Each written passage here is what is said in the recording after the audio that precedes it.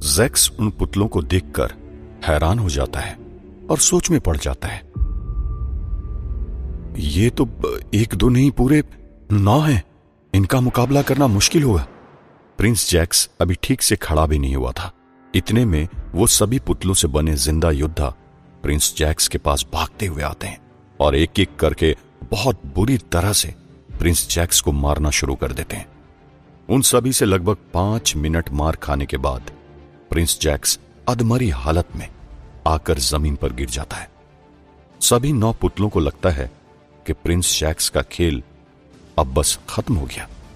कुछ मिनट अधमरी हालत में जमीन में गिरे रहने के बाद प्रिंस जैक्स दोबारा खड़ा होता है। बस इतना ही दम है तुम लोगों में, एक दमदार आवाज में प्रिंस जैक्स कहता है। लेकिन अभी तक अधमरी हालत में गिरे प्रिंस जैक्स के पास ये पावर आ कैसे जाती है, ये खुद वो भी नहीं जानता। आओ युद्ध करो मुझसे, शेर की तरह हुंकार भरते हुए प्रिंस जैक्स उन 9 योद्धाओं पर टूट पड़ता है। भयंकर घमासान के बाद आखिरकार प्रिंस जैक्स सफलता का परचम लहराने में सफल रहता है। तुम्हें खत्म करना मुश्किल था मगर नामुमकिन नहीं। उन 9 इंसानों को मारने के बाद प्रिंस जैक्स आगे कहता है, बस 11 ही थे, अगर और भी हो तो आ जाओ मुझसे मुकाबला करने। कहते कहते विराज, जो धरती पर रोमा को कहानी सुना रहा था, वो चुप हो गया। उसे चुप देख रोमा ने एक्साइटेड होते हुए पूछा, क्या हुआ, आगे बताओ, तुम्हारे पिताजी ने तुम्हारी जीत पर क्या कहा? रोमा की बात पर विराज यानी कि जैक्स सोच में पड़ गया। उसके माथे पर पसीना आ गया। एक तरफ विराज आगे कुछ कहने से डर रहा था, तो वहीं इधर दूसरी तरफ लायका देर रात तक सोई नहीं है। वो भी अब तक अर्जुन के बारे में ही सोच रही है। तभी उसके कमरे में रणवीर दस्तक देता है। रणवीर को देख लायका थोड़ा घबराती है। आप यहां? लायका ने थोड़ा घबराते हुए पूछा। हां, मैं ये देखने आया था कि तुम्हें नींद भी आ रही है नहीं, लेकिन मेरा अंदाजा सही था, वाकई में तुम अभी तक जाग रही हो, रणवीर ने कहा। हां, वो बस ऐसे ही आज नींद नहीं आ रही, लायका ने एक अजीब मायूसी भरी आवाज में कहा। क्या बात है मेघा, मैं आज काफी समय से देख रहा हूं तुम काफी उदास हो, क्या बात है, कोई परेशानी है क्या? रणवीर ने लायका से पूछा। नहीं नहीं, ऐसी कोई बात नहीं, अगर ऐसा कुछ होता तो मैं आपको बताती, लायका ने एक सिंपल सा जवाब दिया। मुझे पता नहीं क्यों ऐसा लग रहा है मेघा कि तुम मुझसे कुछ छुपा रही हो, रणवीर ने सवाल किया। अरे नहीं, ऐसी कोई बात नहीं है, अब मुझे नींद नहीं आ रही, आप भी जाकर सो जाइए। ऐसा कहते ही लायका सोने के लिए रेडी हुई, तो वहीं रणवीर भी उसके रूम से बाहर चला गया। कोई ना कोई बात तो जरूर ऐसी है जो मेघा मुझसे छुपा रही। मैं पिछले कुछ दिनों से देख रहा हूं कि मेघा का मूड कुछ उखड़ा सा रहने लगा है, मुझे पता करना होगा, रणवीर ने लायका के कमरे से बाहर निकलते हुए कहा। वहीं दूसरी तरफ पैरेलल वर्ल्ड में अर्जुन को उसके पिता ने घर से बाहर निकलने को मना किया, लेकिन आज अर्जुन कॉलेज के लिए भी तैयार नहीं हो पाया। तभी अचानक उसे अपनी साइकिल का ध्यान आया, जिसे वो कल रात असली दुनिया के अर्जुन के पास छोड़ आया था। अरे बाप रे, मर गया, मुझे तो साइकिल का होश ही नहीं है। लेकिन अब क्या करूं, मुझे तो घर से बाहर जाने को पापा ने मना किया हुआ है, और इस बार अगर मैं अपने मन से बाहर चला गया तो पापा हमेशा हमेशा के लिए मुझे घर से बाहर निकाल देंगे, परेशान अर्जुन खुद से कहता है। इतना कहकर उसकी नजर अपने फोन पर जाती है। फोन को देखकर उसे याद आता है कि उसने कल रात से सुपर अर्जुन को फोन भी नहीं किया है। इसीलिए वो फोन उठाकर सुपर अर्जुन को कॉल करने लगता है, जो फोन उसने ही दिया था, जो आधा खराब था। लेकिन सुपर अर्जुन इस बार उसका कॉल नहीं उठाता, जो कि अभी डेविल जूल के साथ बिजी है। लेकिन एक रात डेविल जूल के साथ उसके घर में गुजारने के बाद अर्जुन को यहां कुछ अपनापन जैसा लगने लगा है, जो यहां आकर इस दुनिया में अभी तक कहीं खो गया था। और यूं ही बातों में उसे लगा कि उसे डेविड को अपनी सच्चाई बता देनी चाहिए कि वो किसी दूसरी दुनिया से यहां आया। वो पहले डेविड को कुछ बताने को हुआ, लेकिन फिर कहते कहते रुक गया। क्या बात है अर्जुन, अर्जुन ही नाम बताया था ना तुमने कल रात को मुझे, तुम कुछ कहना चाहते थे मुझसे?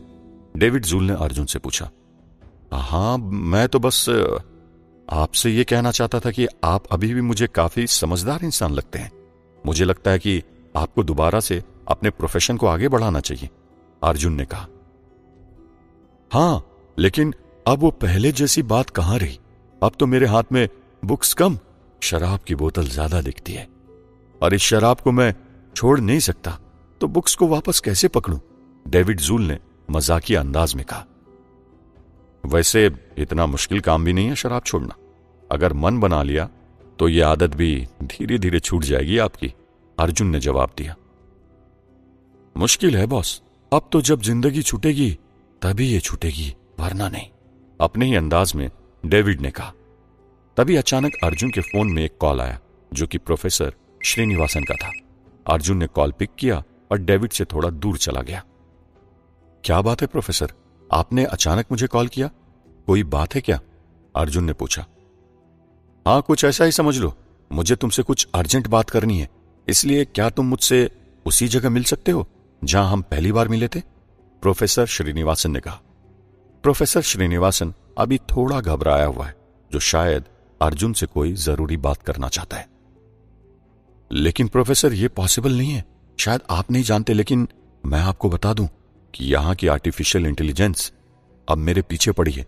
आज उन्हें मेरे यहां होने का पता चल गया, उन्हें पता लग चुका है कि मैं किसी और दुनिया से आया हूं, अर्जुन ने जवाब दिया। हाँ, तो फिर ठीक है, तुम एड्रेस बताओ, मैं तुम्हारे पास तुमसे मिलने आ जाता हूं, क्योंकि मेरा तुमसे मिलना अभी बहुत जरूरी है, प्रोफेसर श्रीनिवासन ने कहा। प्रोफेसर श्रीनिवासन के ऐसा कहते ही अर्जुन ने डेविड के घर के बाहर एक पार्क का एड्रेस प्रोफेसर श्रीनिवासन को बताया, फिर कॉल काट दिया। इधर दूसरी तरफ रियल वर्ल्ड में रात हो चुकी है और एक सुनसान जगह पर विराज और रोमा बैठे हैं। काफी देर तक सोचने के बाद विराज ने अपनी अधूरी कहानी को बताना शुरू किया। ये उस वक्त की बात है जब प्रिंस जैक्स ने उन्हें 11 पुतलों को मार गिराया था। प्रिंस जैक्स की जीत पर उसके पिता किंग राइवर काफी खुश हुए, क्योंकि आज उनके बेटे ने न सिर्फ इस इम्तिहान को पास किया, बल्कि उसने उनके साम्राज्य के आने वाले किंग बनने की दावेदारी को भी मजबूत कर दिया है। बहुत खूब प्रिंस, बहुत खूब, तुमने अच्छे से युद्ध किया, तुमने अपनी कला का अच्छे से इस्तेमाल किया, ऐसा कहते ही किंग राइवर ने अपने बेटे प्रिंस जैक्स को गले लगा लिया। पिताजी, क्या आगे और भी कोई इम्तिहान शेष है मेरा? अगर कोई और इम्तिहान शेष हो तो मैं उसे भी पार करने को तैयार हूं, प्रिंस जैक्स ने सवाल किया। नहीं मेरे बेटे, अब तुम्हें कोई और इम्तिहान देने की जरूरत नहीं है, तुमने इस इम्तिहान को उत्तीर्ण किया है मेरे बेटे, यह बहुत बड़ा इम्तिहान था, किंग राइवर ने मुस्कुराते हुए कहा। अगले दिन एक बड़े से मैदान में हजारों की संख्या में लोग मौजूद हैं। वहां 2 बड़ी बड़ी कुर्सियां लगाई गई है। उसे देखकर लगता है जैसे ये महाराज और महारानी की कुर्सियां हैं, और उनके ठीक बगल में प्रिंस जैक्स की कुर्सी लगाई गई। इसके अलावा वहां उनके साम्राज्य के अन्य लोग भी शामिल हैं, जिनमें मंत्री, सेनापति और बाकी महत्वपूर्ण सदस्य हैं। साथ ही किंग के परिवार वाले भी वहां पर मौजूद हैं, जिसमें किंग का एक छोटा भाई भी शामिल है। वहां पर कई सारे इंस्ट्रूमेंट बजने शुरू होते हैं, जो कि धरती पर बजने वाले ढोल नगाड़े जैसे हैं। अगले ही पल किंग राइवर प्रिंस जैक्स को अपने साम्राज्य का नया किंग बनाने की घोषणा करते हैं। मैं आप सभी के सामने आज एक महत्वपूर्ण घोषणा करने जा रहा हूं। जैसा कि आप सभी जानते हैं, यह हमारी रियासत का रिवाज रहा है कि एक किंग के शासन के बाद दूसरे किंग को हमारे साम्राज्य का भार संभालना पड़ता है। इसलिए आज वो वक्त आ गया है जब मुझे आप सभी को यह बताते हुए बेहद गर्व महसूस हो रहा है कि मैं इस रियासत का आने वाला किंग अपने बड़े बेटे प्रिंस जैक्स को चुनता हूं, किंग राइवर ने हजारों लोगों के सामने घोषणा करते हुए कहा। और किंग के इस फैसले का वहां पर आए सभी लोगों ने स्वागत किया, सिवाय कुछ लोगों के, जिनमें किंग का सेनापति कायल और उसके साथी शामिल हैं। अगर किंग की अनुमति हो तो मैं इस संदर्भ में कुछ कहना चाहूंगा, तभी एक तेज आवाज में सेनापति कायल ने किंग राइवर से कहा। हां बोलो सेनापति, क्या कहना चाहते हैं आप? किंग राइवर ने पूछा। आपके प्रिंस जैक्स को रियासत का नया किंग बनाने के फैसले का मैं विरोध करता हूं, एक कड़कती आवाज में सेनापति कायल ने जवाब दिया। सेनापति के इस जवाब ने वहां पर आए हजारों की संख्या में लोगों के साथ ही किंग और प्रिंस को भी हैरान कर दिया। क्योंकि आज यह पहला मौका था जब किसी ने पहली बार किंग के फैसले को मानने से इनकार कर दिया था, और आज यह पहला मौका था जब इस रियासत के नए किंग बनने पर किसी ने विरोध किया हो। इसकी वजह जान सकता हूं मैं? एक तेज आवाज में किंग ने पूछा। आज तक रियासत का एक ही रिवाज रहा है कि किंग हमेशा एक ही परिवार का सदस्य बनता है और वो किंग का बेटा ही होता है, जो हर बार होता चला आ रहा है, और ये अच्छी बात नहीं है, सेनापति कायल ने कहा। तुम अच्छी तरह जानते हो कि आज तक अगला किंग हमारी परिवार का कोई सदस्य बनता है, तो बावजूद इसके तुम्हें क्यों आपत्ति है?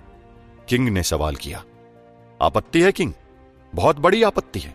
हमारी रियासत में लाखों की संख्या में लोग रहते हैं, और इन लाखों की संख्या में से हजारों लोग ऐसे हैं जो पूरी तरह काबिलियत रखते हैं कि वो इस रियासत की बागडोर संभाले और उन्हें किंग का ताज मिले, लेकिन उन्हें उनकी काबिलियत का कुछ नहीं मिलता।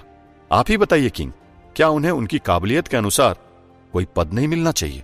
सेनापति कायल ने कहा। तुम कहना क्या चाहते हो? किंग रायवर ने फिर एक बार चौंकते हुए बोला। मैं यही कहना चाहता हूं कि आने वाले 3 दिन बाद यहां इसी मैदान में हमारे सब राज्य के तमाम योद्धाओं के बीच एक ऐसी प्रतियोगिता हो जिसमें जीतने वाले को इस साम्राज्य का आने वाला किंग बनाया जाए। सेनापति कायल ने कहा। नहीं, ऐसा नहीं हो सकता। हम अपने फैसले पर अडिग हैं, इसलिए हम अपने फैसले को नहीं बदल सकते, और राजा बनने के लिए जो इम्तिहान एक राजकुमार को देना होता है वो ज़ेक्स ने दे दिया है, किंग रायवर ने जवाब दिया। और उस फैसले का क्या हुआ जो आज से कई साल पहले आपने लिया था? जब मैंने आपकी जान बचाई थी, तब आपने मुझे एक वचन दिया था कि सही वक्त पर मैं जो कहूंगा वो आपको मानना पड़ेगा, जो मैं मांगूंगा वो आपको देना होगा। क्या इतना भूल गए आप? क्या आपका मुझको दिया वचन झूठा साबित हो जाएगा? सब ये समझ लो कि किंग अपनी बातों पर कायम नहीं रहता। सेनापति कायल ने पूछा। मुझे याद है वो वचन, लेकिन तुम जो मांग रहे हो वो कैसे मुमकिन है? किंग ने कहा। मैं आपकी बेहद इज्जत करता हूं किंग। अगर मैं चाहता तो आपसे आपकी पूरी रियासत मांग लेता, या कुछ और भी मांग सकता था, लेकिन मैंने ऐसा कुछ नहीं किया क्योंकि ये मेरे उसूलों के खिलाफ है। मैंने आज आपसे सिर्फ इतना मांगा है कि आप इस राज्य के तमाम योद्धाओं के बीच एक ऐसी प्रतियोगिता कराएं जिसमें जीतने वाले योद्धा इस साम्राज्य का अगला किंग होगा। सेनापति कायल ने किंग से रिक्वेस्ट करते हुए कहा, लेकिन तभी प्रिंस जैक्स ने किंग रायवर के पास आकर कहा, सेनापति जी ठीक कह रहे हैं पिताजी, और वैसे भी काबिलियत का आकलन कई कठिन संघर्ष को पार करने के बाद होता है। अगर आप ऐसा सोच रहे हैं कि मेरे सामने एक और नई चुनौती आ जाएगी जिसे मैं कर पाऊंगा भी या नहीं, तो मैं आपको विश्वास दिलाता हूं कि मैं इस चुनौती के लिए भी तैयार हूं। मुझे खुशी होगी कि मैं इस रियासत के तमाम काबिल योद्धाओं को हराकर किंग बनूं। प्रिंस जैक्स ने कहा, हां ठीक है, अगर तुम्हारी भी यही इच्छा है तो हम इस प्रतियोगिता के आयोजन के लिए तैयार हैं, किंग ने जवाब दिया। किंग रायवर के इस जवाब के साथ सेनापति कायल के चेहरे पर एक अजीब सी मुस्कान छा गई। हाँ, अब वो होगा जो आज तक नहीं हुआ। किंग के बदलने का वक्त आ चुका है, अपने मन में सोचते हुए कायल कहता है। फिर ये तो तुम्हारे लिए काफी आसान होगा, तुम तो इस किंग प्रतिस्पर्धा में जीत गए होगे, रोमा ने सवाल किया, जो विराज यानी ज़ेक्स से उसकी कहानी सुन रहा था। रोमा के सवाल पर विराज ने कहा, कई बार हम जिस चीज का अंदाजा नहीं लगा सकते वो हमारे साथ होता है। जो भरोसेमंद होता है वही असल में हमारे भरोसे को तोड़ता है। इसका मतलब तुम्हारे किसी भरोसेमंद ने ही तुम्हारे भरोसे को तोड़ा था? रोमा ने सवाल किया। हां, सेनापति कायल का बेटा क्रोबर मेरा अच्छा दोस्त हुआ करता था। जब उसे ये बात पता चली कि इस प्लैनेट का नया किंग बनने के लिए उसे भी इस प्रतिस्पर्धा में भाग लेना होगा, तो इस सिलसिले में बात करने के लिए वो अगले दिन मेरे पास आया। कहते कहते विराज उस पल को याद करने लगा। मैंने सुना है कि इस रियासत के नए किंग चुने जाने के लिए इस प्लैनेट के नामी कुशल योद्धाओं को एक प्रतिस्पर्धा में भाग लेना है, जो कि 2 दिन बाद शुरू होने जा रही है, क्रोबर ने सवाल किया। हां, क्यों, क्या हुआ? प्रिंस जैक्स ने कहा। मुझे यह सब ठीक नहीं लग रहा जैक्स, क्रोबर ने कहा। लेकिन क्यों? इसमें कुछ गलत भी तो नहीं है, और हां, उन कुशल योद्धाओं में तुम भी तो हो। तुम्हें भी इस प्रतिस्पर्धा में उतरना होगा और कोशिश करनी होगी कि अगला किंग तुम बनो। हल्की मुस्कुराहट के साथ प्रिंस जैक्स ने जवाब दिया। अब क्या होगा आगे, और क्या जैक्स अपने दोस्त की सच्चाई जान पाएगा? जैक्स का दोस्त क्रोबर जैक्स के लिए काफी खुश था और वो ये भी चाहता था कि जैक्स राजा बने, पर मन ही मन उसके कुछ और ही चल रहा था। तो वहीं जैक्स भी चाहता था कि क्रोबर प्रतियोगिता में भाग लेकर जीते और राजा बने। लेकिन मैं इसके लिए तैयार नहीं हूं और मैं राजा नहीं बन सकता, क्रोबर ने अपनी बात रखते हुए कहा। लेकिन क्यों? आज ये पहली बार हो रहा है जब सभी को मौका मिल रहा है किंग बनने का। क्या तुम नहीं चाहते कि तुम आने वाले किंग बनकर इस साम्राज्य की बागडोर संभालो? प्रिंस जैक्स ने सवाल किया। नहीं, तुम ये अच्छे से जानते हो ना कि हम दोनों बचपन से ही अच्छे दोस्त हैं और इस प्रतिस्पर्धा में एक वक्त ऐसा मौका भी आएगा जब हम दोनों को आपस में ही किंग बनने के लिए लड़ना होगा। वो मुझे मंजूर नहीं, जैक्स के दोस्त ने जवाब दिया। लेकिन ये कोई हकीकत का युद्ध नहीं है, सिर्फ एक प्रतिस्पर्धा है, किंग बनने की प्रतिस्पर्धा। अब इसमें तुमसे मेरी कोई दुश्मनी थोड़ी है जो हम दोनों एक दूसरे को जान से मार डालेंगे। आसान सी बात है, जो जीतेगा वही किंग बनेगा, प्रिंस जैक्स ने जवाब दिया। लेकिन मुझे इस प्लेनेट के किंग बनने में कोई रुचि नहीं है, सेनापति के बेटे क्रोबर ने जवाब दिया। हाँ, लेकिन क्यों? क्या तुम नहीं चाहते कि तुम किंग बनकर इस प्लेनेट की रियासत को संभालो? और वैसे भी तुम्हारे पिता की भी यही इच्छा है।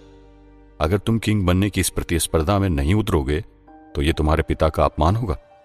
इसलिए अपने पिता के वचनों के सम्मान के लिए तुम्हें यह करना ही होगा। और मेरे दोस्त, अगर यहां तुम मुझे हराकर किंग बन भी जाते हो तो भी मुझे खुशी होगी, प्रिंस जैक्स ने कहा। और इस तरह प्रिंस जैक्स के क्रोबर को समझाने पर वो समझ गया। प्रतियोगिता का दिन आ गया। प्रिंस जैक्स लगातार अपने कला कौशल और बुलंद हौसलों के दम पर खुद को साबित करता रहा, इसीलिए वो एक के बाद एक बड़े बड़े योद्धाओं को हराता गया। तो वहीं दूसरी तरफ सेनापति का बेटा क्रोबर भी लगातार अपनी शौर्य का प्रदर्शन करते हुए हर एक पड़ाव को पार करता हुआ आखिरी पड़ाव तक पहुंच गया। और अब वो अपने दोस्त प्रिंस जैक्स के सामने खड़ा है, जिसके साथ उसे आखिरी पड़ाव में किंग बनने के लिए संघर्ष करना है, जो कि अगले दिन होगा। रात के समय जब प्रिंस जैक्स अपने कमरे में पहुंचा तो उसे वहां पर एक लेटर मिला जिसमें लिखा था कि आज रात को जब सब लोग सो जाएंगे तो तुम मुझसे मिलने आना, और हां, इस बात को किसी को मत बताना, मैं तुम्हारा दोस्त क्रोबर हूं। इस लेटर में जगह का नाम भी लिखा गया था। जैसे ही प्रिंस जैक्स ने उस लेटर को पढ़ा, उसके बाद जैसे ही प्रिंस अपने रूम से बाहर आया, वैसे ही उस लेटर को उसके कमरे में जाकर किसी ने उठा लिया। अगले ही पल प्रिंस जैक्स देर रात अकेले सुनसान उस जगह पर पहुंचा जहां उसके दोस्त क्रोबर ने बुलाया था। उस सुनसान जगह पर जाकर प्रिंस जैक्स जोर जोर से अपने दोस्त का नाम लेने लगा। थोड़ी देर में उसने पास में ही एक जगह देखा कि उस जगह कई सारे ताबूत रखे हुए थे, जिसके अंदर कई सारी लाशें थी। उन ताबूतों को देखकर प्रिंस चौंक उठा। ये सब क्या है और ऐसा मजाक कौन कर रहा है, वो भी इतनी रात को? जैक्स ने हैरान होते हुए कहा। अगले ही पल उसने वे ताबूत खोलकर देखे तो पाया कि वहां करीब 1 दर्जन से भी ज्यादा इस प्लेनेट के निर्दोष लोग थे जिन्हें बेरहमी से मारा गया था। और उन्हीं ताबूतों के पास एक रहस्यमय तलवार रखी गई थी जो कि ब्लू कलर के ब्लड से लथपथ थी। प्रिंस जैक्स ने जैसे ही उस तलवार को अपने हाथों में उठाया, वैसे ही वहां पर तेज रोशनी आई और फिर वहां पर किंग राइवर समेत सेनापति कायल और बाकी लोग भी पहुंच गए, जिनके साथ प्रिंस जैक्स का दोस्त क्रोबर भी था। और ये सभी अब प्रिंस जैक्स को एक अजीब नजरों से देख रहे थे। हमें तुमसे ये उम्मीद नहीं थी प्रिंस, किंग राइवर ने गुस्से से कहा। आप क्या कह रहे हैं पिताजी? मुझे कुछ समझ नहीं आ रहा, प्रिंस जैक्स ने घबराते हुए जवाब दिया। हाँ, इतने मासूम लोगों को मारकर अब और क्या समझाना चाहते हो तुम? गुस्से से क्रोबर ने कहा। ये तुम क्या कह रहे हो क्रोबर? मैंने इन मासूम लोगों को मारा? भला मैं इनको क्यों मारने लगा? चौंकते हुए प्रिंस जैक्स बोला, क्योंकि उसे यकीन नहीं हो रहा था कि उसके दोस्त ने ऐसा कहा था। मैं आपसे नहीं कहता किंग कि आपका बेटा कई लोगों का हत्यारा है, लेकिन आपने तब मेरी बात नहीं मानी थी। आज आप खुद ही देख लीजिए कि आपके बेटे ने क्या किया है। तभी गुस्से में फिर सेनापति कायल ने कहा। हां, यह सच है, क्रोबर ने कहा। यह तुम क्या कह रहे हो क्रोबर? तुम तो मेरे दोस्त हो ना, फिर तुम ऐसा कैसे कह सकते हो? हैरान होते हुए जैक्स ने पूछा। नहीं, मैं तुम्हारा दोस्त पहले था, लेकिन अब नहीं हूं, क्योंकि तुमने आज हमारी दोस्ती में दरार डाल दी है जैक्स। अरे आज तो मुझे शर्म आ रही है तुम्हें अपना दोस्त कहते हुए, क्रोबर ने कहा। तुमने आज ऐसी गिरी हुई हरकत करके मेरा मान सम्मान सब कुछ मिट्टी में मिला दिया। वो तो भला हो क्रोबर का जिसने मुझे इन वक्त पर तुम्हारी सच्चाई बता दी। मैंने आज तुम्हें रंगे हाथ पकड़ लिया, वरना मैं तुम्हें हमेशा अच्छा ही समझते रहता। तुम्हें इसकी सजा मिलेगी, जरूर मिलेगी, किंग राइवर ने कड़कती आवाज में कहा। पिताजी, आप भी इन सब की तरह ऐसा क्यों कह रहे हैं? क्या आपको आपके बेटे पर जरा भी भरोसा नहीं? आपको नहीं लगता कि आपका बेटा ऐसा गिरा हुआ काम नहीं कर सकता? रोते हुए जैक्स बोला। तुमने मेरा भरोसा तोड़ा है जैक्स, इसलिए आज मैं तुम्हें इसकी सजा दूंगा। तुम चाहे मेरे बेटे हो, लेकिन मेरे लिए न्याय खुद के निजी रिश्तों से बड़ा है, इसलिए तुम्हें सजाए मौत मिलेगी। और रहा सवाल आने वाले किंग का, तो इस प्लेनेट का आने वाला किंग होगा क्रोबर, किंग राइवर ने कहा। किंग राइवर के ऐसा कहते ही प्रिंस जैक्स के पैरों तले जमीन खिसक गई और वो घबरा गया। मैं आपके फैसले का सम्मान करता हूं पिताजी, लेकिन मैं बेकसूर हूं। इन दोनों बाप बेटों की इसमें चाल है पिताजी, जो आप नहीं समझ रहे हैं। इसलिए मैं चाहता हूं कि मुझे एक मौका मिले जिससे मैं अपने आप को निर्दोष साबित कर सकूं, प्रिंस जैक्स रिक्वेस्ट करते हुए बोला। इतने में कायल आकर बीच में बोला, नहीं, जो कुछ भी तुमने किया है वो सबके सामने है, इसलिए अब तुम्हें सजाए मौत मिलेगी। सैनिकों, पकड़ लो इसे।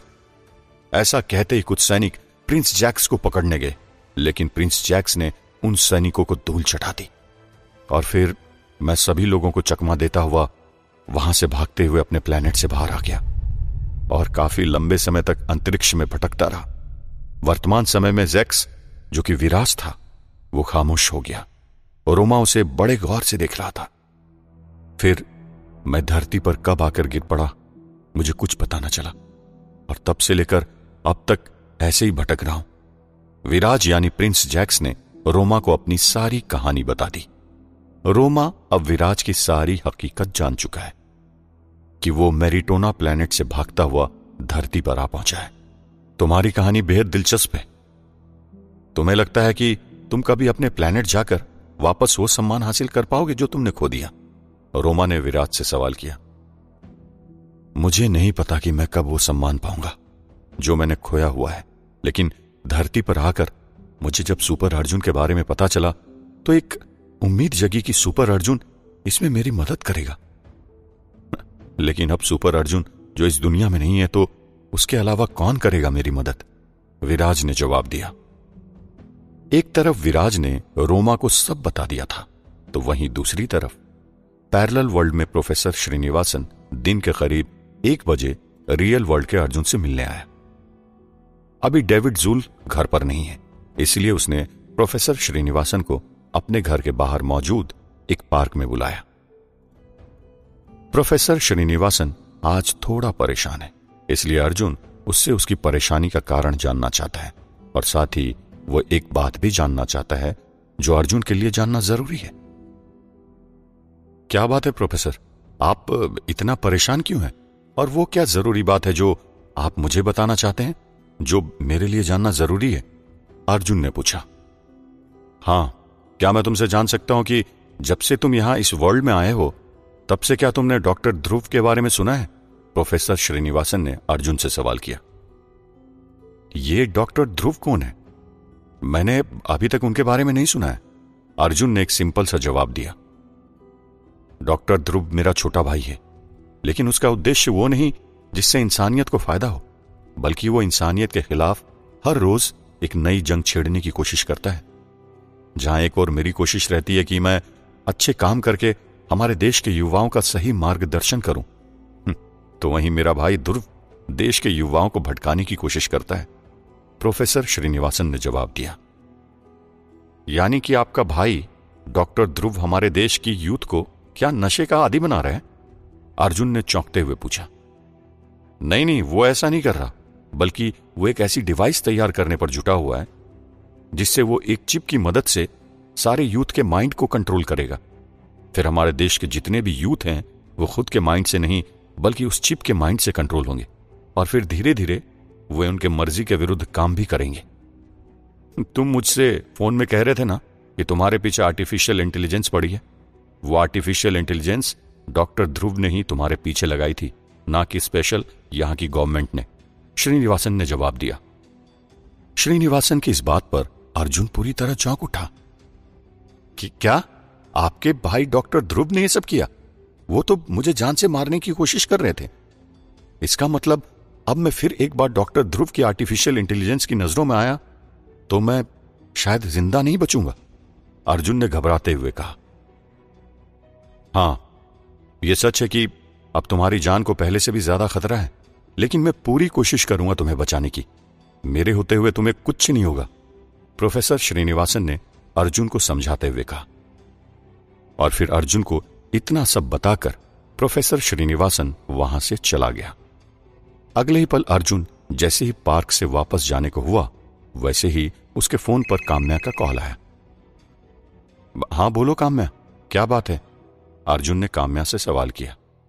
मुझे तुमसे मिलना है अर्जुन, काम्या ने फोन की दूसरी ओर से जवाब दिया। अच्छा, तो तुम्हें भी मुझसे मिलना है? अर्जुन ने एक मजाकिया अंदाज में पूछा। तुम्हें भी मिलना है मतलब? काम्या ने कहा। अरे मेरा मतलब है कि कब मिलना है तुम्हें मुझसे?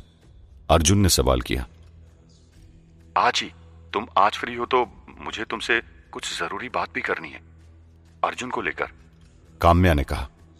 जवाब में सुपर अर्जुन ने काम्या की इस बात पर हामी भर दी और उसको वहीं उसी पार्क का एड्रेस दे दिया जो कि डेविड जूल के घर के पास में ही मौजूद है, और फिर अर्जुन ने फोन कट कर दिया।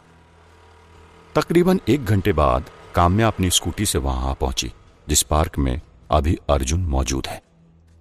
हां बोलो काम्या, क्या बात करनी है तुम्हें मुझसे, वो भी इस वर्ल्ड के अर्जुन को लेकर? और तुम पहले मुझे यह बताओ कि तुम इतनी परेशान क्यों हो, अर्जुन ने काम्या से सवाल किया। अरे मैं इसलिए परेशान हूं क्योंकि अर्जुन, ऐसा कहते ही काम्या रुक जाती है। हाँ अर्जुन, आगे क्या, सुपर अर्जुन ने सवाल किया। यही कि मैं यहां के अपने अर्जुन को पसंद करती हूं, लेकिन अर्जुन मुझे पसंद नहीं करता, ऐसा कहते ही काम्या मायूस हो गई। अरे तुम मायूस मत हो काम्या, शायद तुम नहीं जानती कि अर्जुन भी तुम्हें उतना ही पसंद करता है जितना तुम उसे पसंद करती हो। बस अंतर इतना है कि वो तुमसे कुछ कह नहीं पाता कि वो तुमसे प्यार करता है, अर्जुन काम्या को समझाते हुए कहता है। अरे नहीं, ये सच नहीं है। अगर अर्जुन मुझसे प्यार करता होता तो मुझे कब का बता चुका होता, यूं मुझसे नफरत ना करता। मैं जब भी उससे मिलती हूं वो मुझे अपनी गुस्से भरी निगाहों से देखता है। इसका मतलब तो यही हुआ ना कि वो मुझसे प्यार नहीं नफरत करता है। और तुम हो कि बस मुझे दिलासा दिए जा रहे हो, अर्जुन मुझसे प्यार करता है, अर्जुन मुझसे प्यार करता है, लेकिन हकीकत तो कुछ और ही है, काम्या एक बार फिर मायूस मन से कहती है। हे भगवान, अब मैं तुम्हें कैसे समझाऊं कि अर्जुन तुमसे बहुत प्यार करता है। बस ये समझ लो कि उसका मिजाज ही कुछ ऐसा है कि तुम्हें वो नफरत करता हुआ दिखाई देता है, या यूं समझ लो कि वो शो नहीं करता अपने प्यार को तुम्हारी तरह। अगर तुम्हें मेरे ऊपर भरोसा नहीं है तो मैं इसे प्रूफ करके दिखा सकता हूं। ऐसा कहते ही अर्जुन काम्या के कान में कुछ कहता है।